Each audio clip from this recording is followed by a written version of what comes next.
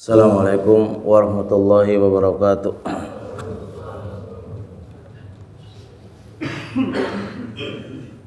Innal hamdalillah hamdan katsiran tayyiban mubarakan fihi kama yuhibbu rabbuna wa yardah. Asyhadu an la ilaha illallah wahdahu la syarikalah wa asyhadu anna Muhammadan abduhu wa rasuluh. Amma ba'd, fa inna asdaqal hadisi kitabullah wa khairal huda hudan nabiyyi alaihi salatu wassalam wa syarrul umuri muhdatsatuha fa inna kulla muhdatsatin bid'ah fa inna kulla bid'atin dhalalah wa kulla dhalalatin finnar. Alhamdulillah, Allah Subhanahu wa taala pertemukan kita di sini untuk mempelajari bagian kecil dari agama kita. Dan memang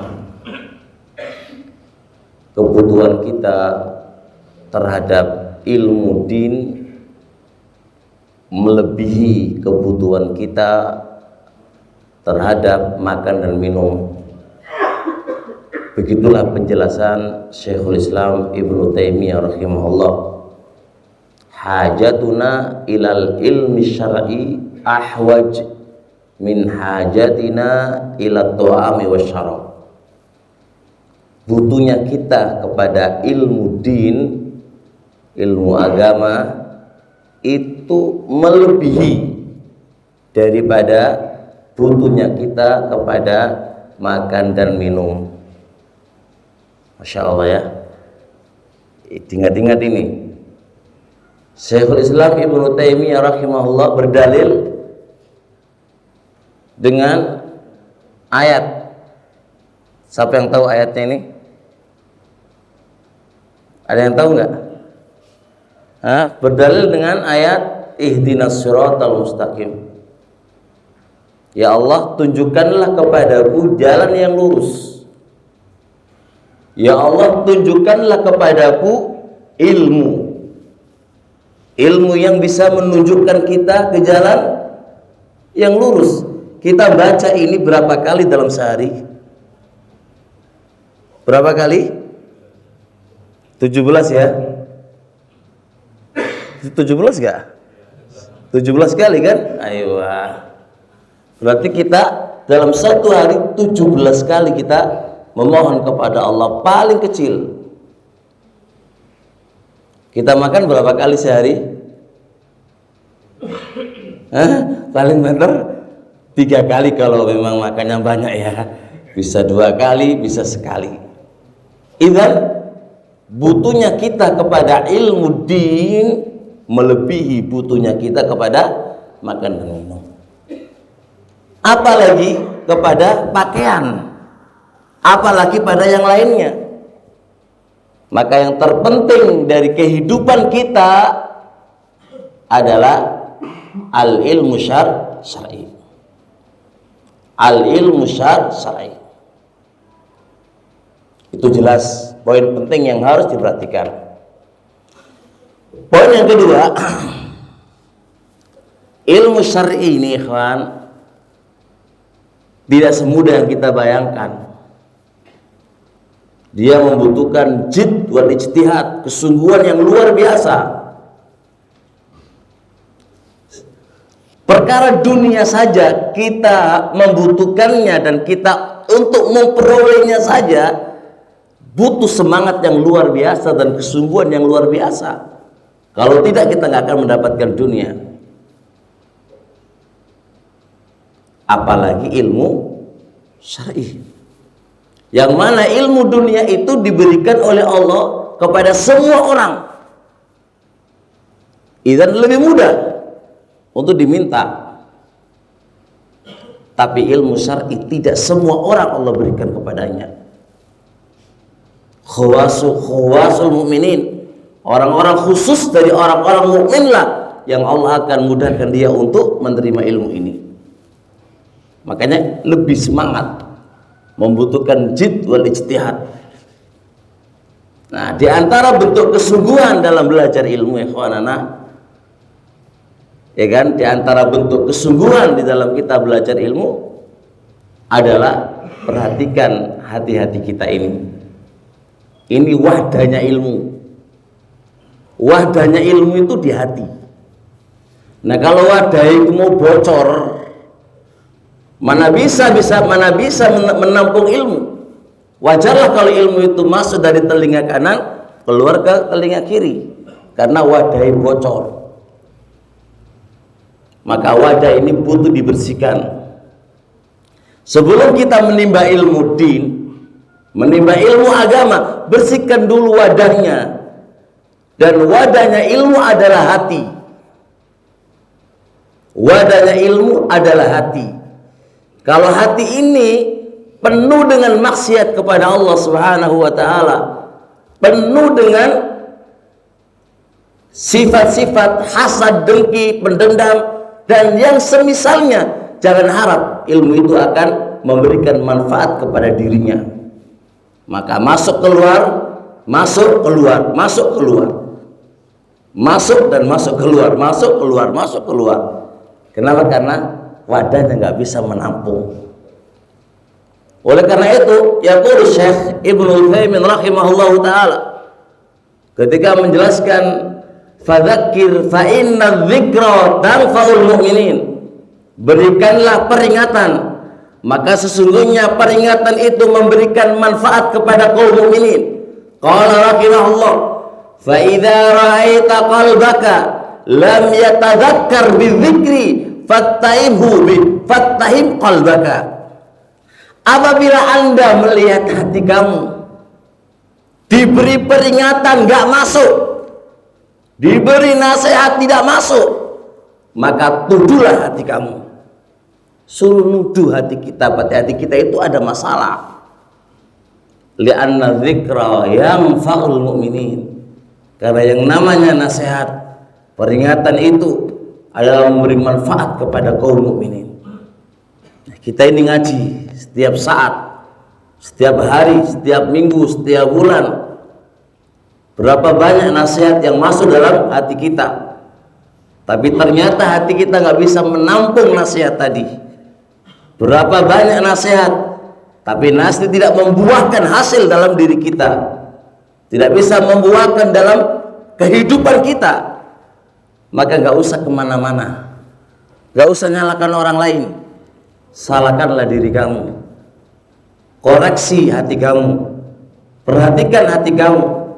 Berarti hati ini bermasalah, yang butuh dibenahi, yang butuh dibenahi, yang butuh dibenahi, itu yang harus perhatikan. Kalau kita menuding orang lain terus, susah masalahnya nanti. Tudinglah hati kamu. Kenapa saya ini ngaji sekian tahun, sekian bulan tidak memberikan manfaat kepada diri kita pribadi dan diri kepada orang lain? Itu mukaddimah, karena kita akan ngaji sirah. Ngaji sirahnya para sahabat adalah sebuah nasihat untuk kita, dan kita bisa mencontoh bagaimana para sahabat di dalam menjalankan dakwah ilallah, di dalam beribadah kepada Allah Subhanahu wa taala. Baik.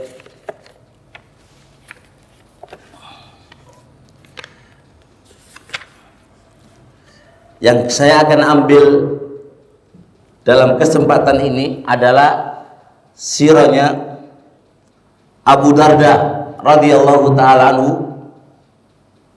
Beliau namanya Uwaimir ibnu Malik. Uwaimir ibnu Malik. Uwaimir ibnu Malik dikenal dengan namanya Abu Darda. Kunyanya Abu Darda. Orang semua kenal dengan kunyanya Abu Darda. Adapun namanya Uwaimir ibnu Malik al-Khazraji, orang Khazraj dari kabilah Khazraj.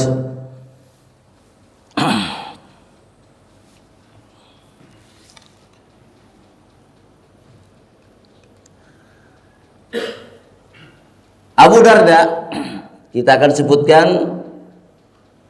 cerita beliau masuk Islam dulu. Cerita beliau masuk Islam. Abu Darda itu dipersaudarakan atau dipersaudarakan dengan Abdullah ibnu Rawahah di masa jahiliyah. Jadi di masa jahiliyah itu sudah menjadi satu kebiasaan dipersaudarakan, dan kebiasaan ini berjalan ketika di masa Islam juga dipersaudarakan. Arti dipersaudarakan itu dia nggak ada hubungan kerabat, nggak ada hubungan bapak dan ibu, sekedar teman, kemudian dipersaudarakan menjadi teman akrab sekali. Dan di masa Islam itu juga berjalan, ya, berjalan. Kayak Abdurrahman ibnu Auf dipersaudarakan dengan siapa? Siapa ingat? Hah? Siapa? Siapa? Siapa? Siapa? Salman. Saya juga lupa ya. Sampai ceritanya apa? Sama salah satu orang Ansor ya. Dia punya istri 4, tinggal ambil aja mana yang kamu suka. Saya akan talak dan saya kasihkan sama kamu. Saya punya ini harta, tak paruh untuk kamu dan paruh untuk saya. Luar biasa persaudaraan di waktu itu. Begitu pula Abu Darda ini sama Abdullah ibnu Rawahah menjadi saudara yang luar biasa, kentalnya persaudaraan yang luar biasa. Abu Darda waktu itu belum masuk Islam, dan Abdullah ibnu Rawahah sudah masuk Islam.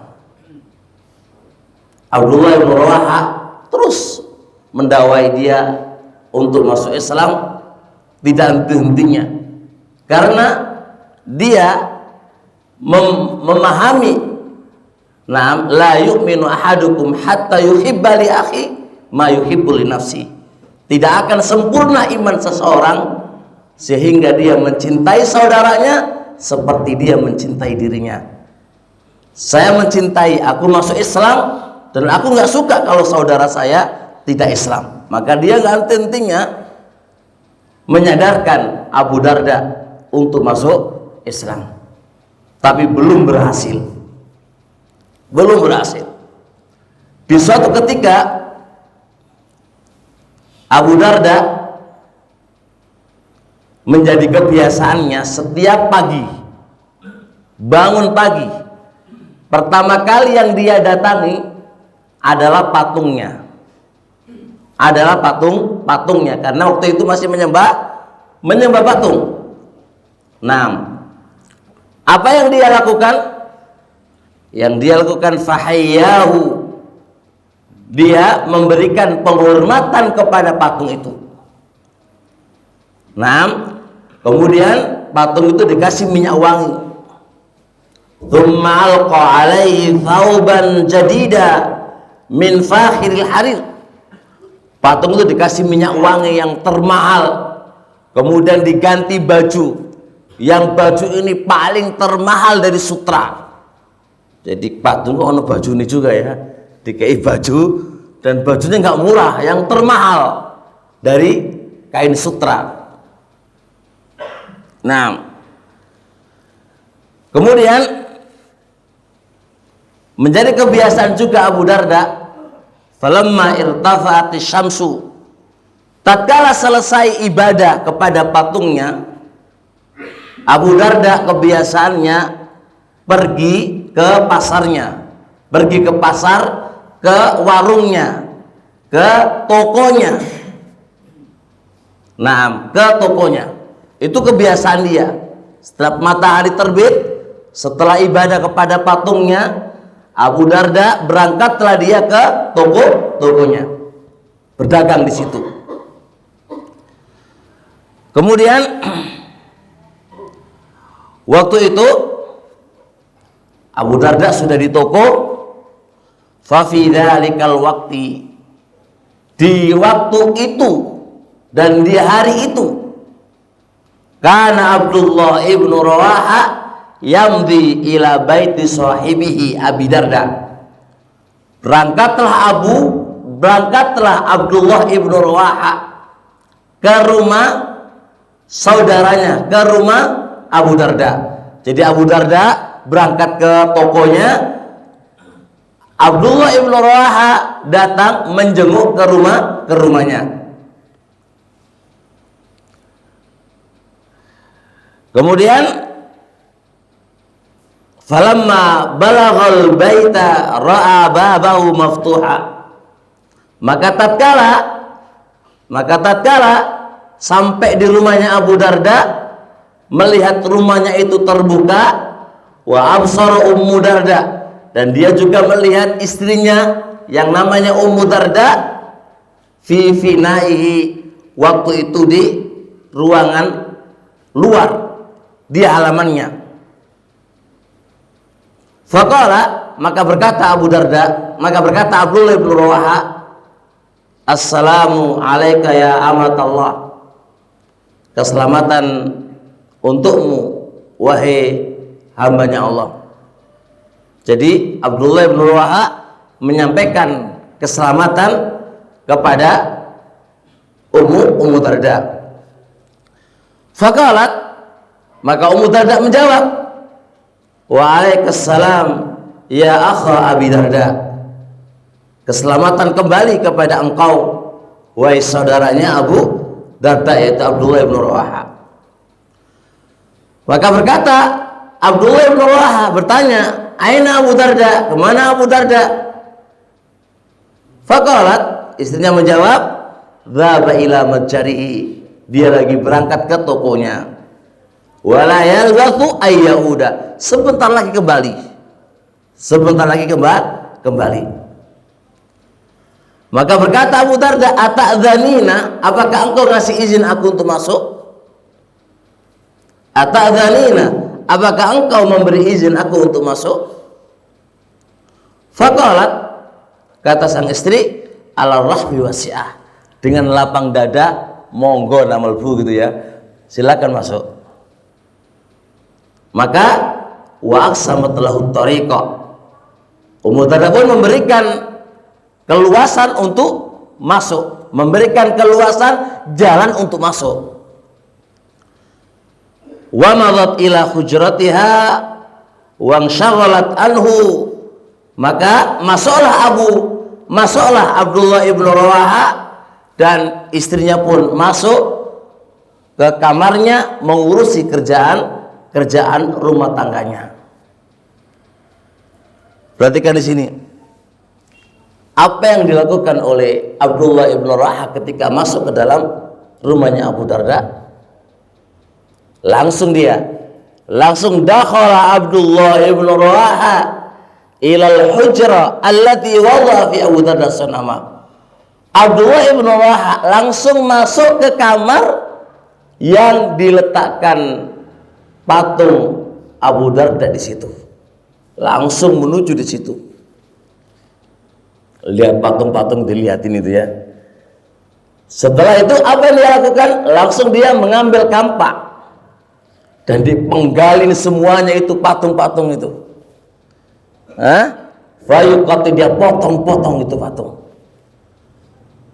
Fayaqul, sambil mengatakan Abu Darda, Abdullah bin Rawaha mengatakan ketika motong-motong itu mengatakan apa? Ala kullu ma yud'a ma'allahi batil. Ingatlah, semua apa saja yang disembah bersama Allah itu batil. Apa saja yang disembah bersama Allah itu adalah batil. Makanya hancur. Persembahan selain Allah itu adalah batil, maka dihancurkan dan dipotong-potong. Jelas, ini kita bisa ambil faedah apa coba? Yang namanya selain Allah yang disembah la yanfa wa la yadhur, nggak bisa memberikan manfaat dan nggak bisa memberikan madarat. Yang kedua, apa saja bentuknya yang itu persembahan selain Allah harus dihancurkan. Tapi ini juga harus melihat kondisi dan masalah dan mafsadah, nggak bisa dipraktekkan di sini. Ya, praktekkan di sini hancur nanti kita ya.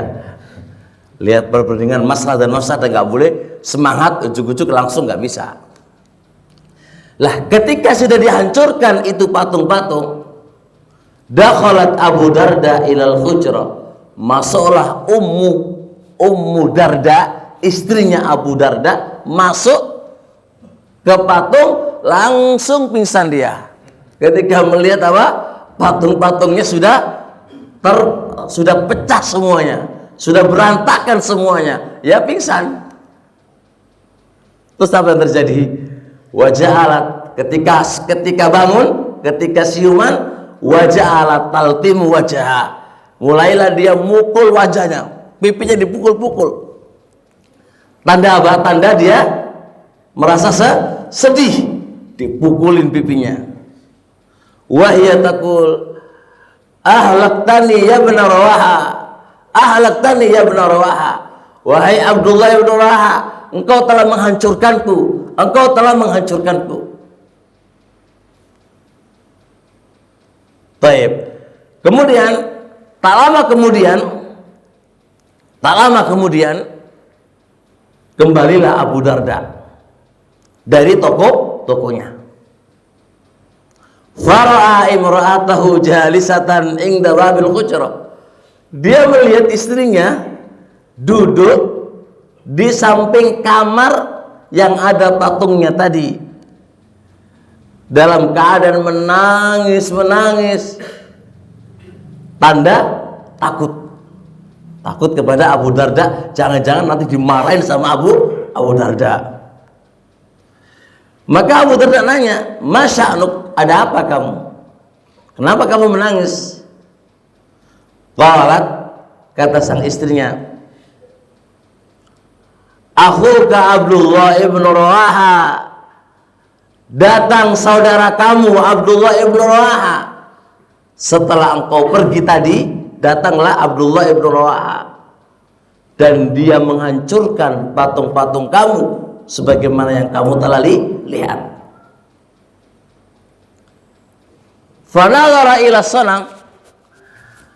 Abu Darda langsung melihat patung-patungnya yang berantakan itu, yang pecah, yang patah, yang sudah berkeping-keping itu, langsung memuncak kemarahannya.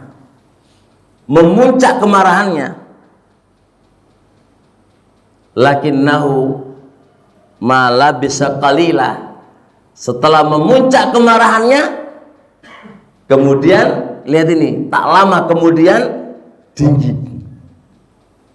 Kemarahannya turun karena dia berpikir. Apa kata dia berpikir?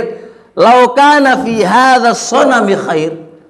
Andai kata pada patung-patung ini ada kebaikannya, dia memiliki kebaikan, memiliki kekuatan, tentunya dia bisa membela dirinya. Tapi kan nggak bisa membela dirinya, ya kan? Masa lawan satu aja kalah, ya kan? Masa lawan satu aja kalah. Nah, barulah dia berpikir, barulah hidayah itu masuk di dalam dirinya. Andai kata pada selain Allah ini memberikan faedah, memiliki kekuatan, nah ada manfaatnya untuk disembah, tentunya dia bisa menyelamatkan dirinya saja nggak bisa diselamatkan, apalagi menyelamatkan orang lain. Semisal Ibrahim alaihi salatu wassalam, ketika menghancurkan patung-patung kaumnya, ya, ketika menghancurkan patung-patung kaumnya, pertanyaannya persis. Ketika Ibrahim dikumpulkan oleh mereka semuanya, kemudian Ibrahim ditanya, apakah engkau mengerjakan? Apakah engkau yang melakukan ini ya Ibrahim? Qala bal fa'alahu kabiruhum hadza. Bahkan yang mengerjakan adalah patung yang besar itu loh. Tanya kepada dia, kalau dia bisa bicara. Itu sudah jawaban namanya, pukulan yang kuat untuk mereka. Mereka berpikir juga, oh iya ya, kenapa saya tanya kepada mereka? Itu menunjukkan kenapa disembah, tapi karena kesombongannya, maka tetap angkuh untuk terus menyembah patung selain Allah, selain Allah itu. Nah, setelah itulah dia mencari Abdullah ibnu Rawaha dan kemudian masuk Islam dan menemui Rasul alaihi salatu wassalam dan masuk Islam. Itulah sebab Abu Darda itu masuk Islam. Kemudian setelah dia masuk Islam, apa yang dia lakukan? Inilah pelajaran kita bisa ambil. Begitu pula kita, setelah kita udah masuk Islam, terus mengenal sunnah, apa yang kita lakukan? Lihat Abu Darda, ketika dia masuk Islam, dia merasa banyak ketinggalan dari ilmu Rasul alaihi salatu wassalam. Banyak ketinggalan dari hadis-hadis yang disampaikan oleh Rasul alaihi salatu wassalam. Maka dia wanadima nadman kabira ala ma fatau min khair. Maka dia menyesal dengan sebenar-benar penyesalan atas apa-apa yang telah kelewatan darinya, apa-apa yang telah luput darinya berupa ilmu agama. Luput. Terus apa yang dia lakukan? Maka dia lakukan ayyastadrika ma fatahu bil juhdil jahid. Maka dia berupaya, semangat untuk bisa mengejar apa-apa yang luput dari ilmu agama ini. Ini yang kita bisa ambil, ikhwanana. Kita baru mengenal sunnah, misal contoh. Berapa banyak ilmu yang luput dari kita? Banyak. Dari ilmu bahasa, ilmu hadis, ilmu ini banyak yang luput dari kita. Tapi apakah kita hanya mabni? Tahu mabni, Pak? Tetap kayak gini aja? Atau kita semangat untuk mengejar sunnah, mempelajari sunnah, mengkaji tentang sunnah, atau kita diem aja? Kalau diem aja nggak seperti Abu Darda dong. Abu Darda Masya Allah mengejar luar biasa, dikejar itu, belajar sungguh-sungguh. Nah, bahkan lihat wa yuwasila kalalal laili bikalalin nahar. Bahkan beliau itu capeknya siang itu dia sambung. Kalau capeknya siang dia untuk kerja, ya kan? Dia sambung. Di malam harinya dia belajar.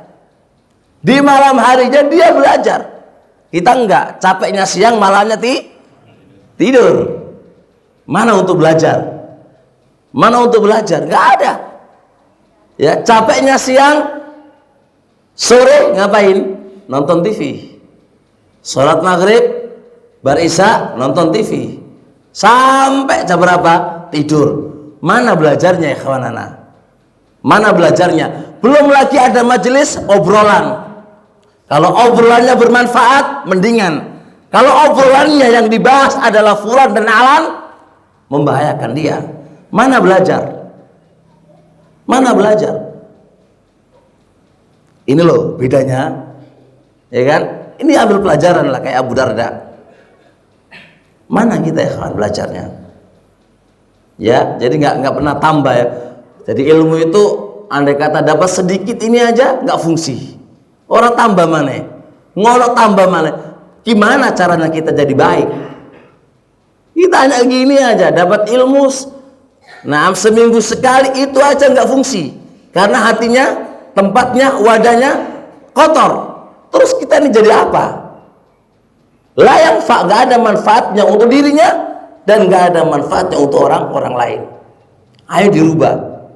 Gimana caranya kita menjadi manusia yang bisa bermanfaat untuk dirinya dan untuk orang-orang lain. Rasulullah alaihi wasallam su'ila ayyun nasi ahabbu ilallah, Manusia manakah yang paling dicintai oleh Allah? Qala Rasul alaihi salatu wasalam, anfa'uhum linnas. Manusia yang paling bisa memberikan manfaat kepada orang lain. Manfaat kepada imma dengan ilmu kamu, wa ilma dengan tenaga kamu, wa imma dengan harta kamu. Itulah manusia yang paling dicintai oleh Allah. Ilmu nggak punya, duit nggak punya, terus apa yang kita bisa memberikan manfaat kepada orang lain? Nah, kemudian setelah dia belajar ilmu, dia juga wang sorofa ilal ibadah. Dia mulai fokus kepada ibadah. Fokus kepada ibadah. Wa aqbala alal ilmi iqbala dhamana.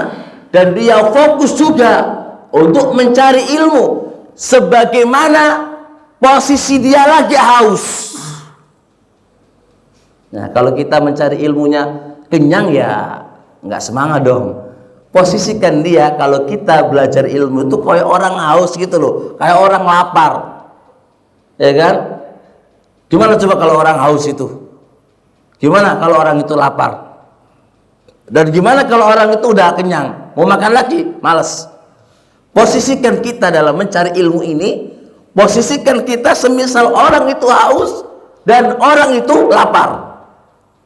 Maka tentunya dalam mencari ilmu, semangatnya mencari ilmu dan semangatnya menyerap ilmu dan semangatnya menulis ilmu tentunya berbeda dengan yang sudah kenyang. Nah, perhatikan lagi. Masya Allah, setelah itu Abu Darda menjadilah sahabat yang memiliki ilmu. Perhatikan lagi. Falamma ra'at tijarata tunaqqisu alaihi ladzatal ibadah. Perhatikan sini. Maka tatkala Abu Darda melihat perdagangannya ini, maka tatkala Abu Darda melihat perdagangannya ini, bisnisnya ini mengurangi kelezatan ibadah. Mengurangi kelezatan ibadah. Wa tufawwidu alaihi majalis al-ilmi. Dan membuat dia luput datang ke majelis-majelis ilmu. Tarokah, ditinggalkanlah bisnis itu. Faedah yang kita bisa ambil apa? Coba lihat. Bisnis dia mengurangi kelezatan ibadah. Dan ini perhatikan kata Ibnu Qayyim rahimahullah.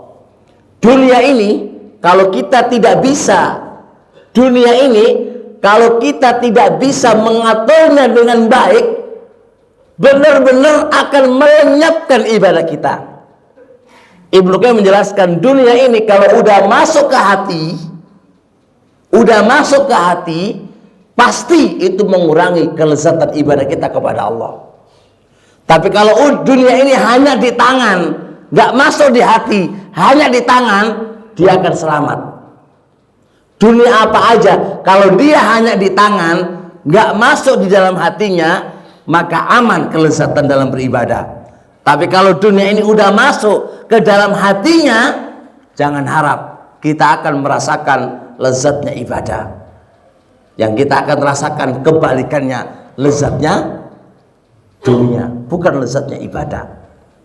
Lihat Abu Darda, tatkala bisnisnya itu mengurangi kelezatan ibadah dan membuat sibuk sehingga tidak bisa hadir di majelis-majelis ilmu, tidak bisa hadir di majelis-majelis ilmu, maka tarokah, Abu Darda meninggalkannya. Kita ambil pelajaran dalam diri kita. Berapa banyak kita datang, berapa banyak ustadz yang datang di majalisul ilmi, udah datang ini ke Bali ini kan, ya kan? Datang ke Bali. Apakah dimanfaatkan ilmunya ataukah tidak? Atau kita sibuk dengan dunia kita dan bisnis kita? Ini satu hal yang bisa kita ambil pelajaran kan? Abu Darda lihat, bisnis dia menghalangi untuk hadir di majalisul ilmi. ditinggalkan dunianya. Ditinggalkan dunianya. Kata beliau, ditinggalkan dunianya ghaira mutaraddidin wala asifin. Meninggalkan dunianya, meninggalkan bisnisnya tanpa ragu dan tanpa menyesal. Beda Pak ya. Ini kalau kita meninggalkannya ragu, iya apa enggak, iya apa enggak. Atau ketika ditinggalkannya lalu menyesal. Lalu menyesal. Ini enggak. La menyesal wala ragu. La menyesal wala ragu.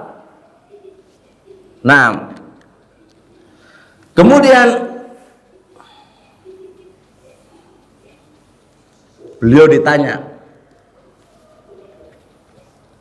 faqad salahu fi dzalika sa'il. Ada pertanyaan yang diajukan kepada Abu Darda. Masih mendingan Pak ditanya. Kalau kita ini biasanya enggak dirasani di belakang. Ya apa enggak? Wah, ngerasani itu yang susah. Gibainya di belakang, ya kan? Kalau nanya agak mendingan, kenapa antum kok nggak bisnis lagi gitu kan? Kok belajar? Itu mendingan tanya. Ini enggak. Komentar di belakang, komennya di belakang. Ini kebiasaan kita. Sukanya komen tuh di belakang. Coba kalau jantan, ngomong nanya ke orangnya. Kamu kenapa begini? Gitu kan? Aman sudah, akan dijelaskan tujuan dan maksudnya. Wis ora nanya, wis ora takon, komen aja di belakang. Ini bikin dosa, ini bikin penyakit dalam hatinya. Ini loh gaya-gaya kayak gini ini, itu adalah virus yang akan membuat dia susah paham dalam agamanya. Karena ini virus. Lihat HP loh. HP kalau ada virus, piye iso lancar ora? Gak iso lancar, virusnya akeh. Ya kan? HP itu enggak fungsi, sama aja hati. Kalau virusnya akeh banyak, ya nggak bisa berfungsi dengan baik. Gitu loh. Nah, ditanya, apa jawaban Abu Darda? Berarti kan jawabannya, laqad kuntu tajiran qabla ahdi bi Rasulillah. Dulu memang saya seorang pembisnis sebelum saya masuk Islam. Falamma aslamtu aradtu an ajma'a baina tijarati wal ibadah. Maka tatkala saya masuk Islam, saya ingin menggabungkan antara bisnis dan antara ibadah. Ingat ini, saya ingin menggabungkan antara bisnis dan antara ibadah. Falam yastaqim ma aradtu. Enggak mulus sesuai yang saya inginkan. Enggak mulus sesuai yang saya inginkan. Jadi enggak bisa dikompromikan. Ibadah saya hancur. Ibadah saya hancur. Enggak bisa dikompromikan antara dunia saya dan ibadah saya. Itu enggak bisa dikompromikan. Justru ibadah saya hancur. Fataraktu tijarah. Saya tinggalkan tijarah, perdagangan, wa aqbaltu alal ibadah, dan saya memfokuskan ibadah kepada Allah Subhanahu wa ta'ala. Ini yang kita bisa ambil apa? Nggak mungkin ketemu. Kalau kita pengen fokus dunia ya fokus, ibadah ya fokus, mencari ilmu ya fokus, nggak bisa ketemu.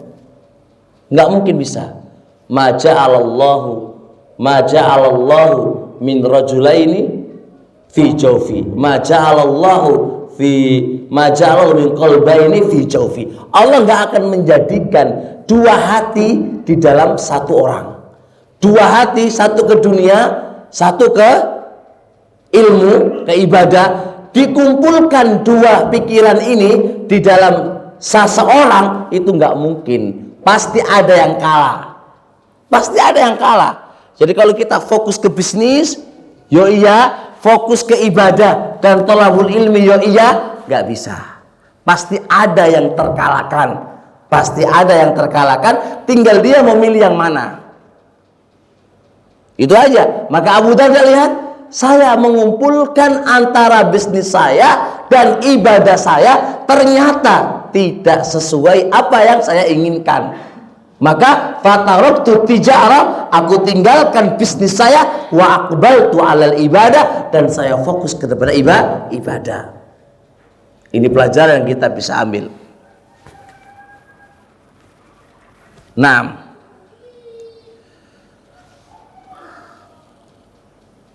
kemudian dia mengatakan, ingat loh ya, bukan berarti saya mengharamkan jual beli, bukan berarti saya mengharamkan bisnis, walakinni uhibbu an akuna minal ladzina la tulhihim tijaratun wala bai'un an dzikrillah.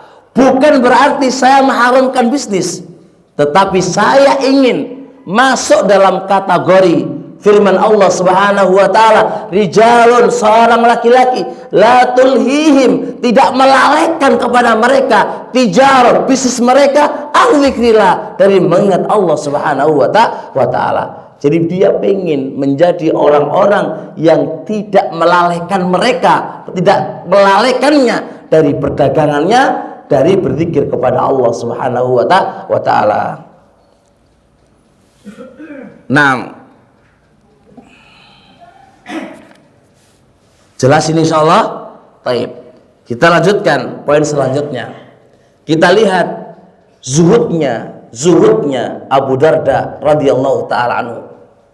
Yang awalnya dia orang kaya raya, awalnya seorang pembisnis, kemudian ditinggalkan semuanya dalam rangka ibadah kepada Allah, dalam rangka menghadiri majelis-majelis untuk mencari ilmu. Tidak hanya itu saja, tapi ternyata Abu Darda benar-benar menjadi orang-orang yang zuhud dari dunianya. Kata beliau, lihat,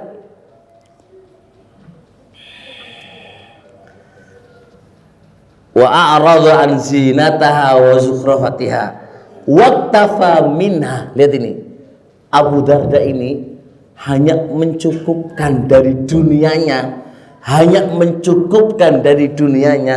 bilukmatin, hanya beberapa suap nasi aja. Jadi dia enggak satu piring, enggak, beberapa suapan. Yang penting suapan ini tuqimu sulba, yang bisa menegakkan tulang-tulangnya. Yang penting bisa hidup. Itu tok. Masya Allah, luar biasa. Yang penting bisa hidup. Jadi makannya pun nggak banyak. Kalau makan satu piring ini terlalu bisa hidup ya. Sementing bisa hidup. Beberapa hanya lukma, beberapa hanya suapan aja. Yang penting bisa berdiri ini tulang-tulangnya. Berarti sedikit sekali dia makan. Jadi nggak ngumpulkan banyak, enggak. Semua sudah diberikan kepada Allah Subhanahu wa taala. Dia hanya mencukupkan lukma saja. Kemudian lihat, wa thawbin safikin yasturu jasada, dan dia hanya butuh baju yang biasa, yang penting bisa menutupi jasadnya, bukan baju yang mewah ya, bukan baju yang penting bisa menutupi jasadnya tok, nggak mewah. Masya Allah, Abu Darda setelah masuk Islam luar biasa kondisinya, benar-benar zuhud. Di suatu ketika Abu Darda kedatangan tamu. Waktu itu dingin sekali. Yang namanya tamu, fa'arsala ilaihim ta'aman sakhina. Abu Darda sesuai dengan kemampuannya membikinkan makanan yang hangat untuk tamu. Membikin apa? Makanan yang hangat untuk tamu sesuai dengan kemampuannya Abu Darda. Tapi lihat, walam yab'ats ilaihim bil luhuf. Akan tetapi Abu Darda tidak memberikan kepada mereka selimut. Selimut enggak dikasih. Padahal dingin sekali. Hanya dikasih makanan tok. Lah, si tamu ini, falamma hammu bin naum, maka tatkala mereka mau tidur, mereka lagi bermusyawarah. Kok nggak dikasih selimut ya? Ya, kalau kita mungkin sudah komentar duluan ya. Wah, memang pelit itu. Kita itu sukanya suudzon duluan, komen aja. Memang kita dulu diajari komen ya terus ya. Pengajaran kita itu komen aja. Komen duluan. Lihat para sahabat ini, lihat para sahabat. Mereka bermusyawarah. Faqala wahidun minhum. Salah satu dari mereka mengatakan, gini aja, ana adhabu ilai wa ukallimu. Sudahlah, saya akan datang ke Abu Darda dan aku akan bicarakan kepada Abu Darda mana selimutnya. Nyaman kan? Enak hati. Gak usah komen di belakang. Langsung aja datangi. Wahai Abu Darda, mana selimutnya, ini dingin gitu kan? Enak. Orang kok di belakang, wah pelit iku. Ya kan, dikai makan saiti pelit iku. Kayak makan gak enak pelit iku. Alah, komen aja. Coba datang. Pak, kenapa kok makanannya gini, Pak? Karena ini tamu lah gitu kan. Saya ini ustadz misal contoh, makanya aku nggak enak gimana kan? Coba ngomong kali gitu kan? Coba ngomong gitu kan enak. Orang kok di belakang komen aja kan? Komen itu nggak menyelesaikan masalah, membuat dosa. Coba kalau datang ke orangnya, selesai sudah, tahu jawabannya dan tahu jalan keluarnya. Tapi kalau komen dulu di belakang, apakah ini menyelesaikan masalah? Tidak, menambah ghammun wa hamun, akan menambah duka, menambah apa, kesedihan, menambah penyakit. Tanya, lihat masya Allah. Faqala lahu akhar, yang lain bilang, dah, sudahlah, gak usah nanya, udahlah tidur aja gitu kan, tidur aja, gak usah nanya. Jadi dua pendapat ya, ada bilang sudahlah kita tidur aja, gak usah nanya apa, selimut malu lah gitu kan. Ada enggak lah kita mau nanya lagi gitu kan. Taib. Wa madha hatta waqafa ala babi hujratihi. Ternyata salah satu ini tetap jalan, tetap mendatangi, menanyai kepada Abu Darda. Maka tatkala sampai di pintu kamarnya Abu Darda, maka tatkala sampai di kamarnya di kamar pintunya Abu Darda, farahu qad ittaja'a, dia melihat Abu Darda sudah berbaring. Lihat, wa imra'atuhu jalisatun qariban minhu laisa 'alaiha wa 'alaihi illa thawbun khafif. Dan dia melihat istrinya duduk di sampingnya. Tidak ada pada Abu Darda dan Ummu Darda kecuali baju yang tipis, kain yang tipis. Yang kain ini tidak bisa menjaga dinginnya kota. Di kota itu dingin sekali. Jadi kalau hanya kain tipis itu nggak bisa membikin apa? Nggak bisa menghalangi dinginnya di kota itu. Ya tetap dingin, nggak ada fungsinya. Allahu Akbar. Coba lihat Abu Darda. Tambah lagi kita bersyukur kepada Allah lah ikhwanana. Ya kan? Nikmat yang Allah telah berikan, syukuri. Nah,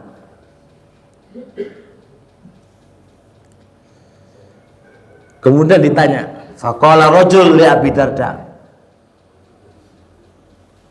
Apa seorang laki berkata, mana dunia kamu dahulu? Kemanakah ini semuanya?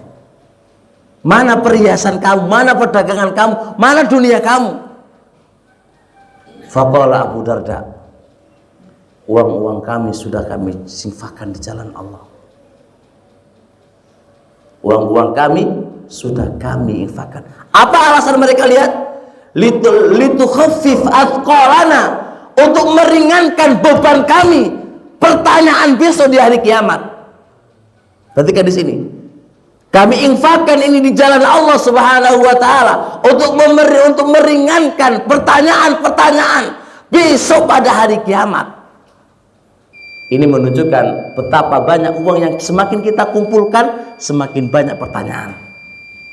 Jadi, maka di sini enak mana orang miskin atau orang kaya? Ada khilaf di antara ulama loh ya. Ada yang mengatakan enak orang miskin katanya. Kenapa orang miskin? Ya sekarang melarat, tapi biasa di akhirat nggak ada pertanyaan tentang masalah nikmat. Dari mana duit kamu? Dari mana ini? Ditanya terus. Dan nanyanya bukan kok enak, Allah yang nanya lo ya. Kalau Allah yang nanya akan diperinci seperti perinciannya. Orang miskin masuk surga, lu gitu aja kan. Pendapat yang paling sahih di antara dua pendapat ini adalah yang paling enak orang kaya masuk surga. Ya, orang masuk surga, orang masuk surga kan. Tapi kalau orang kaya nggak masuk surga, aduh, nggak masuk. Orang kaya masuk neraka tambah masalah. Siksaannya lebih banyak daripada orang miskin. Itu orang kaya. Makanya orang kaya hati-hati. Hati-hati. Kalau memang orang kaya itu membuat Anda dekat kepada Allah, nikmat. Tapi kalau kekayaan Anda membuat jauh dari Allah, siap-siap saja menerima siksaan yang bertubi-tubi. Ya tinggal aja itu kan. Nah, pertanyaan luar biasa, kemana dunia kamu? Tak jual untuk Allah, supaya meringankan bebanku besok pada hari kiamat. Meringankan bebanku besok pada hari kiamat. Masya Allah. Sampai jam berapa ini? Sudah selesai kan? Belum? Lanjut ini.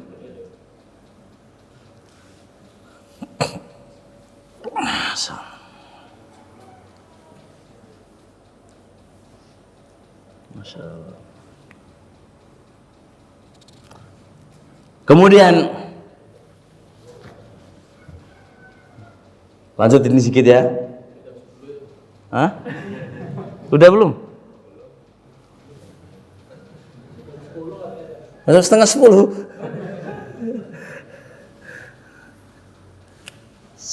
Baik.